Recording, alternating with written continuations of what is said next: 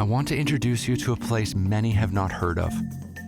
A place where people enjoy their nature and laid-back way of life as much of the rest of the world seems to enjoy their technology and globalization. This is Montenegro. More specifically, Kotor, nestled on the shores of its surrounding Kotor Bay. Once part of Serbia, Montenegro succeeded in a peaceful play for independence 15 years ago, giving its people a chance to define themselves in this modern world. But as I walked through the old, winding passages of Kotor's old town, the modern world is the last thing on my mind. I feel almost taken back in time by these stone streets, and a little turned around as well, but that's just fine with me. There's far too many gems in Kotor to discover in just 1 week. But with a little help from the locals, I think we'll be able to see the ones that shine brightest.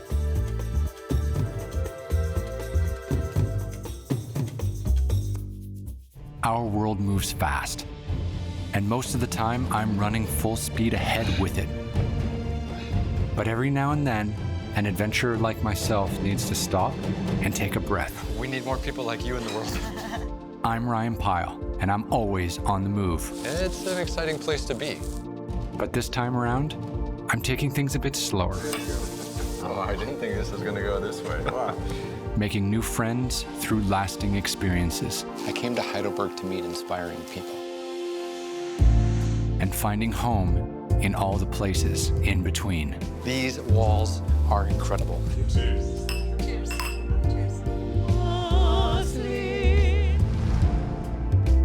This is the Nomad.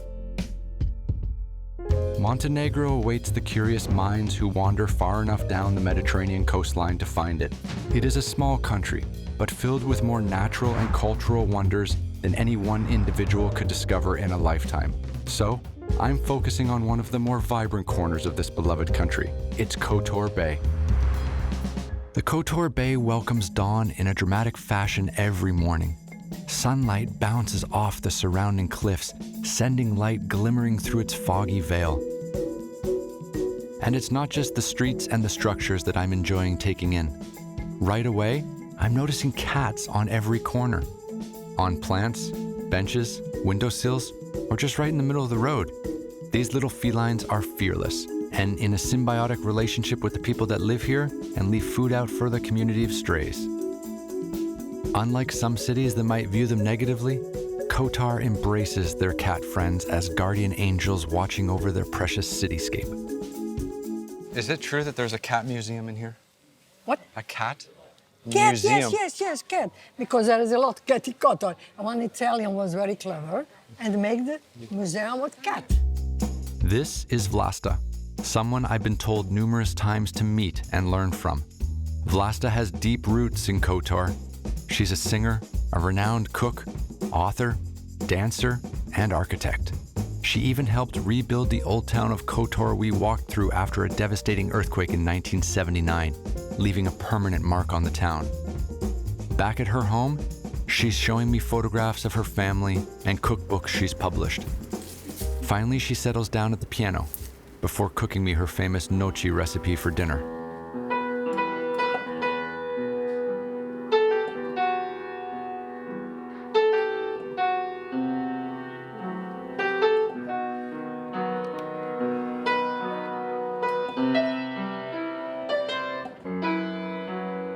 I'm a nomad. I spend most of each year traveling to new places, learning what I can and documenting what I see. This get-up-and-go lifestyle wears on you after some time. My sense of home is basically wherever I happen to be sleeping on any given night. It's not necessarily a cozy lifestyle. So when I'm taken into a home that someone has spent years nesting in, like Vlasta's, it's a special thing.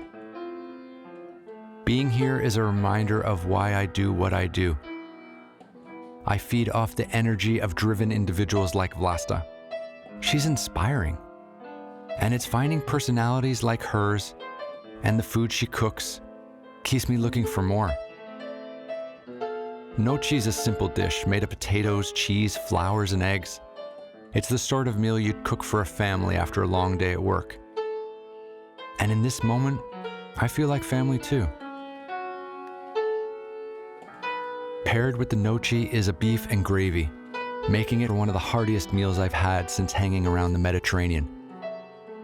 It's no wonder the recipe was published for the world to learn. With simple dishes like this, the details really matter. Vlasta has spent years refining those details, and they're making me feel right at home.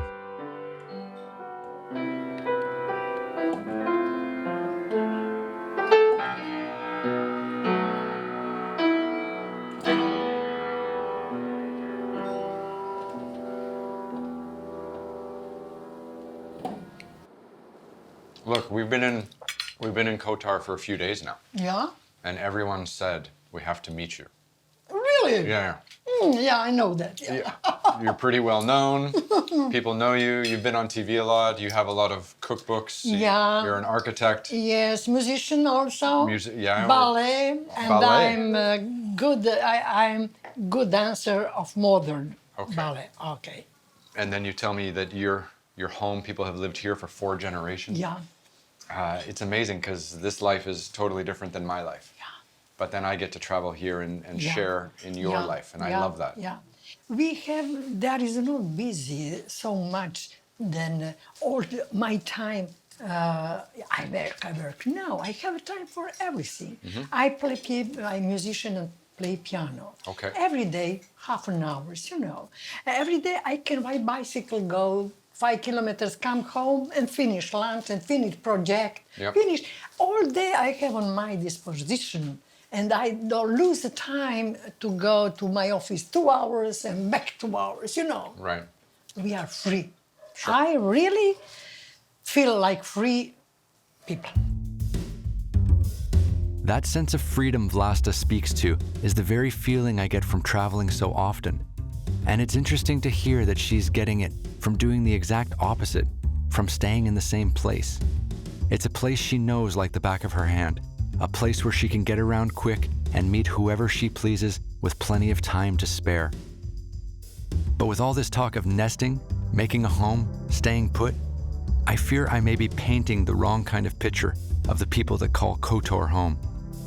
There are 2 sides to every coin, and the other side of Kotor is a younger generation that is very much pushing the port city into the future through hustle and innovation. A perfect example is Fabrika Craft Brewing, the first microbrewery of Montenegro, run by my friend Vlado, who gladly cracks open a bottle of his own making with me after dinner. The reason I wanted to come here is because you guys are Montenegro's first microbrewery. We are the first. We are the pioneers of the work. I don't know, we were fed up with drinking old industrial ales, lagers, so we started to make something for ourselves, actually. For yourselves. Yeah, we wanted to drink good beer for ourselves. So how long did you just make beer for yourself? I think about 7 years. For 7 years before you 7 thought years, we should sell it? Yeah, we cooked it in like small pots on the oven standard. And Wow. then when we figured it out, it's good for us. Yeah. We tried to make a business out of it because maybe people want to try something else. Yeah. From brewing in kitchen sinks to creating a full-scale operation in town, Fabrika is making strides in the beer scene here. The business has been a success so far, mostly due to the balanced flavors of Fabrika's ales and lager. And you're taste masters. We like to drink You like to drink a lot. a lot. I'm just getting my bearings in town, and I figure a great way to get my head wrapped around this place would be to talk to someone who's been studying it for their entire lives. Vladimir is a painter in Tivat. After studying fine art in Florence, Italy, he returned to his home in search of inspiration. Vladimir uses the bay as his subject. When he's not painting the bay, he's working on still life imagery from the old town or portraits of the local people. We spent some time in Vladimir's studio this afternoon, discussing his relationship with art and how that relates to his roots in Montenegro. How important is it to you to paint what is Montenegro? Like, I mean, how important is it for you to come home and want to paint the people that are here around you that represent your country? I think that it's very important and might be one of the most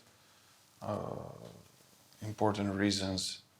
I think that Montenegro has not been represented enough in any way. And That's why we're here. And it hasn't been represented enough in realist painting. Part of Vladimir's interest in painting the area is the fact that so few painters have settled down here. Instead, it's typically photographed, and mostly by tourists instead of locals. Vladimir thinks that doesn't quite do the area justice. What do you get as an artist from working with an actual person versus working from a photograph? That's a very good question. I think that what photograph does is it turns, even nowadays with all the technological advance, I think that it still reduces a number of information that otherwise the human eye and an eye of a well-trained painter can perceive and can transmit to a canvas. So that's where I see a big difference. The difference is substantial. Photographs can't quite evoke the same sense of life that Vladimir's oil paintings do. They're simply amazing. But maintaining a creative drive in the face of a new wave of tourism can be crippling sometimes. And this is an obstacle Vladimir is still getting used to back at home. But, you know, I think anyone who works in the creative arts is constantly second-guessing themselves and battling themselves on a daily basis. I think that the self-doubt is crushing. It's true, but I think that not only painters and artists should do that. I think that everybody should do that. Yeah. I think it's healthy. It means that you're like conscious is functional. Yeah. The moment you're not second-guessing your quality or your purpose or any of that, I think that it's like you're slowly dying out. Wow. That's nice. I like that. Yeah. Yeah. There's so many creative details etched into the spaces around me. I'm promising myself that this week, I'll keep Vladimir's words in mind, taking in each and every one of them. You know, we're here in Montenegro and we're exploring the Bay of Kotor, which not only represents kind of the old town of Kotor, but also, you know, Tivat, Montenegro, all these little places combined. But I'll tell you, the absolute jewel of the Kotor Bay is the old town of Kotor. And waking up every day and having a chance to explore it and look around is absolutely amazing. Exploring this winding old town isn't the most intuitive process, so I'm tagging along with my pal Vanja, a Kotor guide, to point out some of the things a wandering eye might miss. This is a microcosm of culture and history. Okay. You know, you visited Montenegro, you visited Kotor, Yeah. but actually you visited like 50 little places. When you just drove by to here, you Right. passed a million places, you know, of different cultures. Okay. Every village has its own national clothes, its music, you know, traditions, and, you know, many idiosyncrasies. I find the history here fascinating. Yeah, I agree. It's layers, you know, so many layers. Yeah. And by the time you figure out all of them, you know, you're old. You're So, old. Yeah. Yeah. It's not just food and drink that's pushing Kotor's horizons further and further ahead. In fact, a world-famous triathlon has been established here called Ocean Lava, the only one that will take you entirely through a UNESCO World Heritage Site. I'm catching up with my friend Igor, the man who set this whole race up.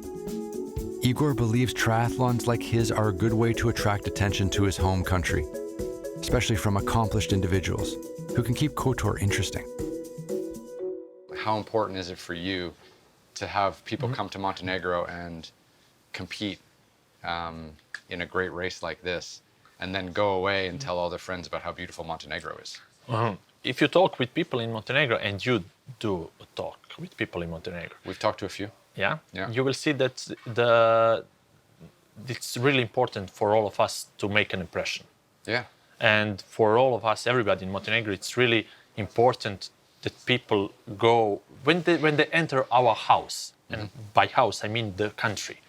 It's really important for all of us to make that kind of impression and to get them that are really welcomed. And that we do appreciate that they need to maybe change few airplanes, few airports to come here because we don't have highways, we don't have such a good connections, so it's a bit challenge to come to Montenegro. So we are thankful for that. Overall, 52 countries already been, at least from 52 countries already been in the past 4 years in Kotor because of my race. Yeah. So I feel like I'm some kind of ambassador of my own country. You are. Because not a lot of people know where Montenegro is, let's be honest. That's it. That's the point. The fact. That's the point. And that's the fact. And the fact is that, okay, you need to start for something. Yeah. 45, 250 next year, Right. 480, Yeah. 600. Of course. So it got. Imagine running, biking, and swimming through this landscape.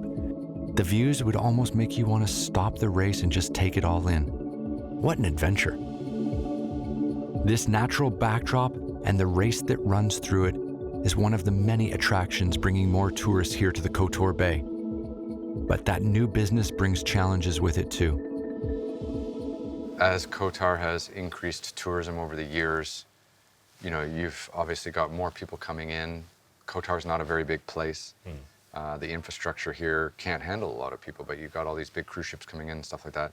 And also too, you're studying maritime ecology. And I mean, there must be some conflict of interest there. Definitely. Like my graduation thesis was the theme was influence of the cruise ships on the ecosystem of the bay and the systems of prevention. This is the full name. Sure. And of course, by doing that and also working as a guide later, I got into that conflict, you know, because I know that the cruise ships are detrimental, you know, to the ecosystem and they can harm in many ways. But then also the thing is, you know, the economy, you know, people living off of it. Sure. So that was like the conflict. Also, I remember one time, which is really funny. I go, you know, I drive to do a tour, to work, one tour, and I was running late because of all the people crossing the street. Sure. And I was like, at one point, caught myself thinking, man, with these tourists, I can't even get to work, you know, I'm going to be late. And then I realized, wait, I got work because they are here. Yeah. So I think in that kind of conflict of interest is almost everybody in the city of Kotor. Sure. So I look at it metaphorically this way. If we cut, you know, if we remove the tourism, we're kind of cutting the branch we're sitting on. But if we bring too much, we're cutting the entire tree. You know, it's like. So where do you go if you want to escape the tourists? To start, you might want to visit Vanja's old friend Giselle, who owns a farm on the hills just outside of town. Ponies, goats, and donkeys live here for no other purpose than to enjoy the quiet life. And the same goes for Giselle and her family.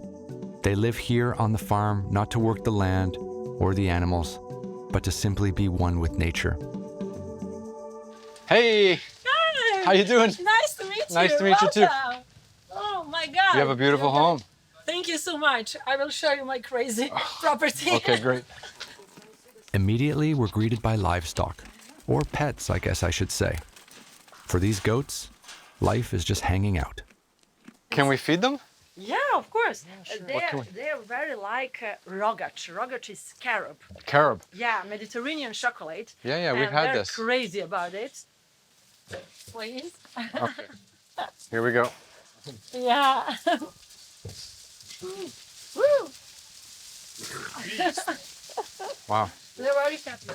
So why do you actually have the donkeys? The only experience I really had with donkeys is when we put huge bags on them and walk up into the mountains. Yeah, but in my property they are not worth anything. Really? They're just here to be just cute? enjoying in life. Oh, that's nice. Enjoying life seems to be the theme up here at Giselle's, but that's a motif I'm noticing amongst all my experiences here in Montenegro. Placing a heartfelt value on living simply and the benefits of prioritizing that. This evening, I'm getting an immersive experience in Montenegro home cooking. Giselle, with her family, friends, and neighbors, are coming together for an annual making and jarring of Ajvar, a relish dish as old as the hills we stand on. It's made of roasted peppers with a variety of spices for variation. The peppers are cooked, skinned, ground to a pulp, and then combined with sunflower oil. This time of year, the crops in Montenegro are abundant. These lucky growers have a surplus to produce, but refuse to waste an ounce of it. With Ajvar, leftover peppers can be enjoyed all year, used as a dip or spread.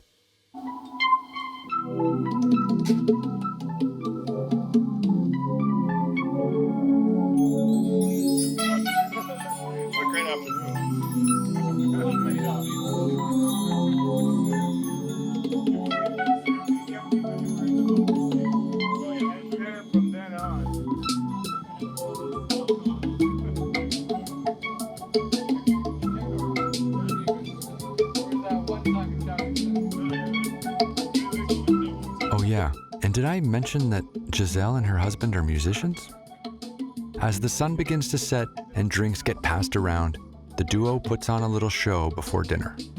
Summer breezing, calling your name. Olive trees are flaming with jazz. Coming wild, it's making a game. After all, we're singing it again. I guess this is what it's like to be a local. Wander down the dirt road to your neighbor's house, who happens to be a classically trained musician as well as a farmer. Jar some peppers, eat a feast that's 100% homemade. The fish, caught in the bay. The sausage, your neighbor's pig. The peppers, grown in Giselle's garden. There's so much love coming together in one room. Count me in. I could always do with more dinner parties. And it seems like Kotor culture is one based completely around that idea.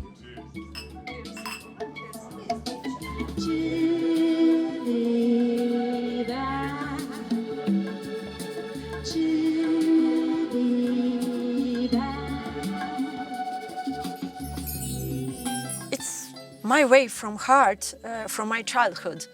When I was playing piano, I go to school every day, go to basic school and every day, always catch that idea, I want to go to nature, to make a little farm with my animals, with my music, and that it's kind of my dream. Wow. So I always going on that way. And now we're here. Now you're here. Yeah. But do you know how many people don't do that? I don't know. Do you know how many people have an idea? Yeah, I know. And they forget it or they go a different way? Yeah. But you actually did it. Yeah, it was a very difficult way. It's not easy. It's not easy. It's always difficult. But when you have love, love is basic power for everything. Okay. If you have love for that, what you are doing, you have the greatest power to do that. Yeah. And to open all doors, all windows. Okay. And all waves are yours if you have love. That's amazing. I think that is basic. So love makes the world go around? Yeah, absolutely. To me, successfully traveling means assimilating with the local people. I wouldn't have met Giselle if it weren't for Vanja, and I only met Vanja a few days ago. Being welcomed to this family gathering with open arms, I'm feeling like my time in Montenegro is destined for success. Giselle's liquor cabinet is stocked to the brim with homemade brews from all sorts of fruits and produce. By the end of the night, with the sun dipping beyond the horizon, I feel like I must have tried them all.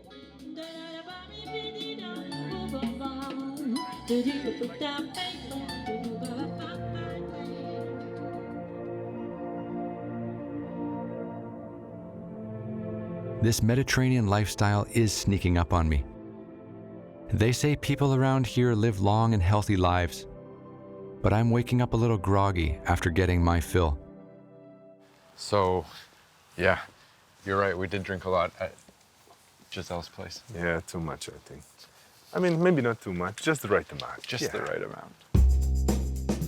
Vanja and I walk it off through the endlessly winding avenues of the old town before Vanja peels off to lead a tour group for the day. That leaves me to just see where the road takes me. For some time, I enjoy just getting lost from the twists and the turns. But then the old town spits me out in front of something completely unexpected. Turning an innocent-looking corner, I met someone swinging medieval weapons through the air like a madman. This is Andro, a weapons maker, a collector, and a historian who lives here in the old town of Kotor. Andro uses weapons to investigate ways of life and battle in the Middle Ages. After all, military fortifications dot the hills of Montenegro, once the site of bloody sieges. Now, one overlooks the Bay of Kotor, a remnant of the past visible from nearly any vista in town. And as far as Andro goes, he may seem tough at first, but I promise, it's all smiles and laughs once you get to know him. So, are you ready? Yes. Okay. Are you nervous? Why? Because we're surrounded by weapons. These are my friends. They're your friends. Yes. I don't know. You I are know, my guest. I know them less Yes. well. Yes. So you sleep at night surrounded by all these weapons. Yes. They protect me. They protect you. Yes. That's amazing. Old books on swordplay and martial arts dot Andro's bedroom. Yes, you heard that right. This is his bedroom. But don't let the wild appearance fool you. Andro is a man full of knowledge. When I go to produce some weapon, I must to know history, timing, geographic places, even religion, how the people think, how they eat, everything. Mm-hmm. This is complete. You can separate that weapon from this cultura. Okay. I call martial culture. It seems like your love of weapons has given you a chance to become like a historian. Yes. That's amazing. The old town of Kotor tends to be a place you walk through and observe. The fact that Andro chooses to live within the old fortified walls is a testament to the seriousness of his studies. Though he does keep a good sense of humor about it, and all the things on his walls that could smash my skull. Very beautiful weapon for me, but Yeah. yes. You want take it? I can hold it for a second. Yes. Yeah. Oh, it's lighter than I thought. Light, yes, yes. Actually, the swords are much heavier. Yeah, so this is not like a normal thing for me. You don't use? I don't use. Try. I don't want to try. Against whom? No one. I'm a first. No, come on. Talking with Andro, it's easy to imagine the art of war being something that belongs to the ancient history here in the Bay. But that's not entirely the case. Propped up and open for display in the middle of a sandlot, next to a naval museum, are two Yugoslavian submarines. Inside, I meet with Drazen, a former submariner and now the museum operator for retired submarines. As one of the few soldiers selected to spend time on the vessel, Drazen is able to offer a unique perspective on the importance to this place. This is the last remaining Yugoslavian submarine. We're sitting in the last remaining Yeah, Yugoslavian submarine. That's true history. Well, it is. This submarine is very important and very significant because, as I said, this was Yugoslavian submarine. Yugoslavia was a much bigger country than Montenegro is today. Or the Yugoslavia was one of few countries in the world that was able to design and produce submarines fully on its own. You know. That is incredible. Yeah. And this one is the first fully Yugoslavian-made submarine, practically from the first sketch and drawings and design until the first sea trials. Almost everything that you can see around you was built in ex-Yugoslavia. It's really almost surreal walking around in this tiny space, ducking my head under instruments responsible for managing any number of vital operations that keeps a vessel like this from imploding. Imagine how tight it must have felt in here. 28 soldiers would have been crammed into this space, responsible for important warfare maneuvers. At times, I'm sure it felt like a pressure cooker. What a testament to the bravery and technical prowess of the nation that built this thing.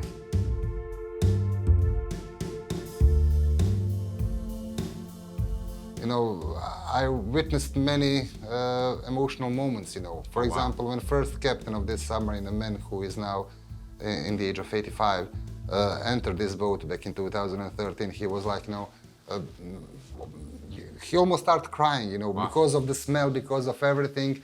Back in 1968, he was a young officer, taking her on the first sea trials, and when he walked through the door, he sit on this chair next to you, and stood there for almost 15 minutes. It was very, very emotional. There's a lot of emotion attached to the water here.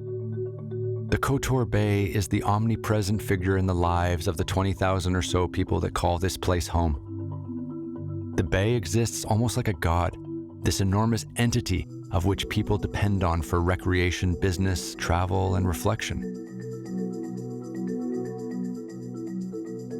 There are those like this man who farm the sea using a vast array of buoys and ropes to attract colonies of mussels and oysters.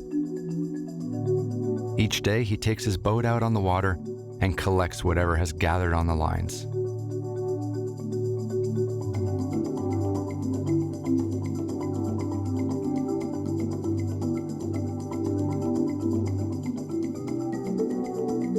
For this man, the business is shared by the family, a common theme here in Montenegro. The father and son now have the messy responsibility of breaking these sharp shells from the line, handled carefully with gloves to avoid cuts. And then they're separated by species, placed in buckets, and taken to a washing machine, just like washing the laundry.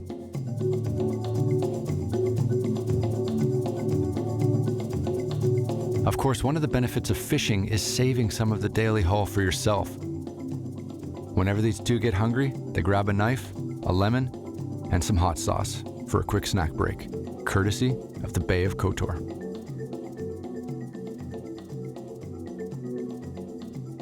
For many, the workday ends with sunset, but for others like this fishing family, sunset is the start of the workday.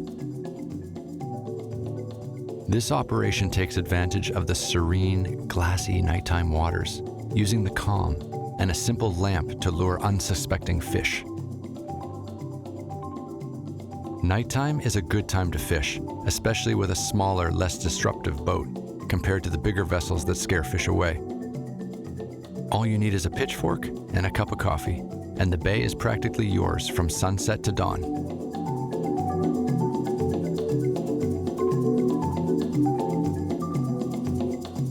Perhaps the most astonishing tribute to the special power of this bay is the island known as Our Lady of Mercy, with a church built on top of it, called Our Lady of Grace.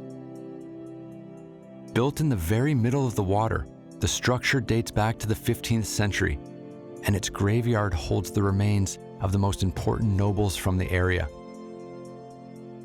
From a distance, it's impressive, but getting out of my boat and onto the island is incredibly peaceful. The Bishop of Kotor appoints 2 priests at a time to guard the church and take over the administration of the parish. This is where the priests who want to live away from the world come to settle.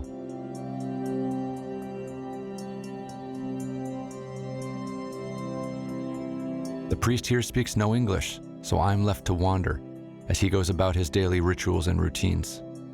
The mystery of it is as alluring as the sight.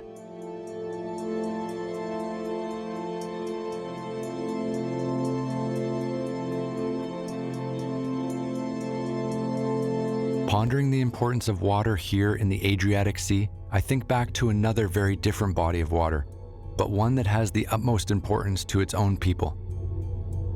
Years ago, I found myself climbing Mount Apo, the Philippines' tallest peak. Near its summit is the Old Crater Lake, a sacred site to the Bagabo tribe, who live in its foothills. So right now we are at the old crater of Mount Apo. Okay. This place is believed to be holy for the Lanahan people. What they do here is that when they offer prayers, they get some water here and then they bring it down because they believe that it could cure some of their diseases like headaches, stomachache. So if you want, we can try this on. Yeah, let's do it. It'll be refreshing. Okay, where? I'll follow you. Yeah, let's go here. Drinking from this old crater lake helped myself and my guide Albert to complete our journey and summit of Mount Apo. Back in Montenegro, I feel a similar power from the water. The Kotor Bay might not be helping me up a mountain, but it's helping me to understand its people. Admiration for nature is a universal language after all. I only have a couple of days left in this incredible corner of the world, and I'd love to continue my free time here on the shores of the bay. So when I get a ring from my pal George, a busy chef who's cooking on the water, how could I refuse? He wants to introduce me to his signature Kotor dish, something called octopus under the bell. George, Hello, Ryan. what are we cooking today? Today we are cooking the octopus under the bell. Traditional way to cook the meal in the Balkan. Let's do it. Yeah, let's do it. Okay. I'm looking around for where we might head to create such a dish, but we're not going anywhere. To my surprise, George ignites a pile of firewood right here on the pier and continues to set up his ingredients on the tables around it. Onions, potatoes, peppers, and garlic, chopped and smashed. These are big, hearty cuts of produce, all locally grown, I might add. They're combined in a large pot and placed directly on the fire, ready for the big finale, the centerpiece of the dish, an entire octopus plucked straight out of the water we're standing behind.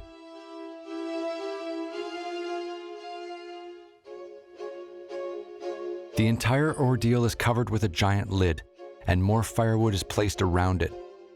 This is the proverbial bell from the dish's name. The entire meal cooks together in this pot, flavors combining and complementing each other. So we smoke it like this, under the bell, as you said? Yes. And how long does that take? It will take 2 to 3 hours. 2 or 3 hours. It depends, from the weight of the octopus and everything. So what do we do for 2 or 3 hours? We will drink the wine. We'll drink the wine. Yes. My man. Just local the wine. Yeah. Can we start now? Yes, of course. Nice. These friends of mine in Kotor sure know how to drink. 2 hours is a lot of time to kill, however, and George begins to describe to me where all the ingredients he uses come from. The potatoes, the garlics, the onions, but also the olive oil. Even the olive oil he's using is local. In fact, the olive grove that grows the olives is just over the mountains and across the bay, run by a multi-generational family business. I met with Ilja Mork, the great-grandson of the original farmers, who runs the family business now. So 300 years ago, this farm that we're on right now came to be part of your family's. And how does it feel for you to, 8 generations later, be part of that tradition? I had just the idea that a few centuries ago, some similar people walked around. It's mind-blowing. Right. So these trees are actually linked between the generations. So it's not just some kind of production, or it's not just business. Mm-hmm. It's actually some kind of a link through history and further to future. So I hope that one day the whole story will continue, but especially these old trees that are behind us are older than 300 years. So they witness the many things that happened in family, but also in the world. It's amazing to imagine Ilja's ancestors working the same land, soil, and trees. This farm is a very special inheritance, one that lives and breathes on its own, and a testament to the dedication of his family. And then the basement of the old farmhouse is a vast array of artifacts and tools used in times past to harvest the olives. There's even an enormous stone wheel, which looks like a sort of massive mortar and pestle. So the olives that we saw out, they would go here and this would roll around? Yes, for an hour and a half. Right. It was a very long process. Usually you needed a donkey. Okay, so it's not human powered? It's combined. How heavy is the wheel? Over 600 kilograms. 600? It has to be very heavy in order to crush even the pit, because the olive pit is very hard. I feel like I'm standing next to Some real history. So you are actually standing next to something quite real. See, a refined palate like Ilija's can pick out the very important notes and flavors from an olive oil to determine whether or not the quality is reflected in its price. Ilija begins to explain the cryptic qualities that may hide from an unsuspecting customer, but decides I should see it for myself. So we set up some tumblers, and we fill them not with wine, but with olive oil. Cheers. Živeli. Živeli.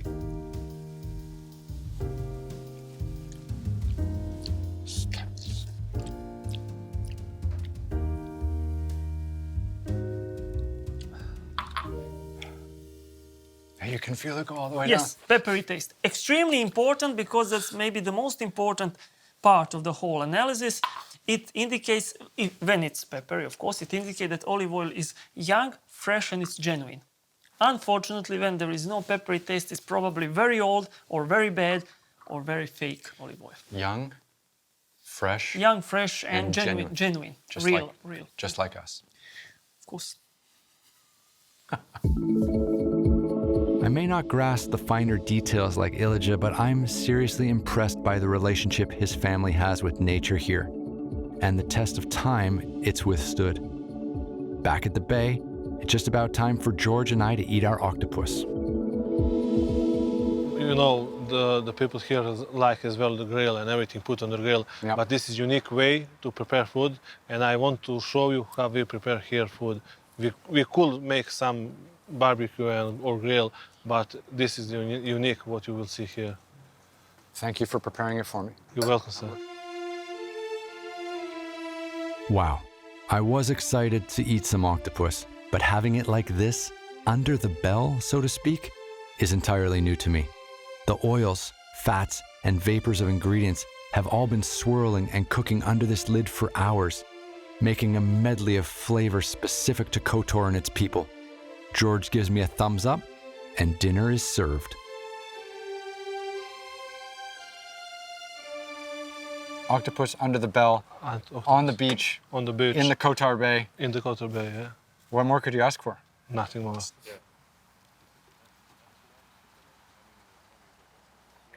That's amazing. Thank you. You can taste the octopus in the potatoes.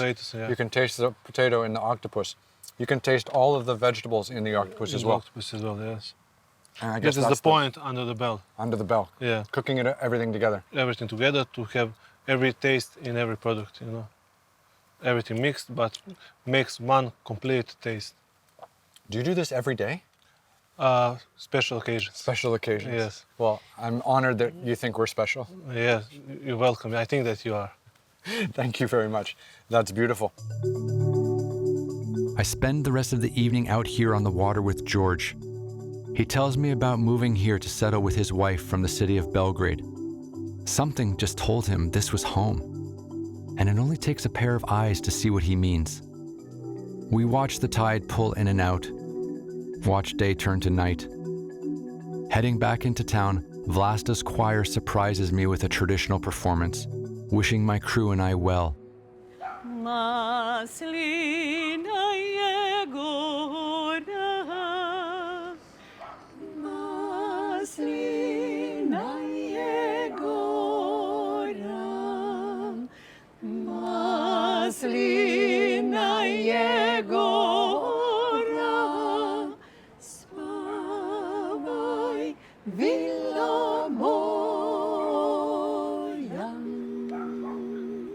I feel as though everyone I've met in Kotor has insisted they cook me a meal or leave me with a gift or get me completely drunk. It's such a sweet atmosphere here in the bay. There's a real feeling that everything comes full circle between friends. Pour a drink for a weary traveler like me, and someone will gladly do the same for you. Paying it forward really pays off in a tight-knit community like this. The history present in the roads, walls, and doorways remind you how just brief life really is, encouraging you to make the most of it.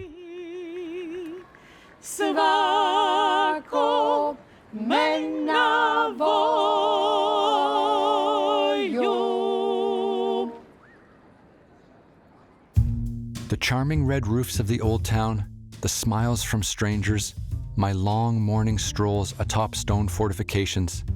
These are some of the things I'll miss most leaving Kotor. But perhaps it's the smells and the sounds of the bay that I'll think of first in years to come. Look at a map of Kotor, and it likely ends where the land meets the water. But to me, it's the opposite. The people and their ways spill out into the bay, continuing far into that vast blue expanse. The two reflect on one another, and it's those spaces between nature and culture where Montenegro shines brightest.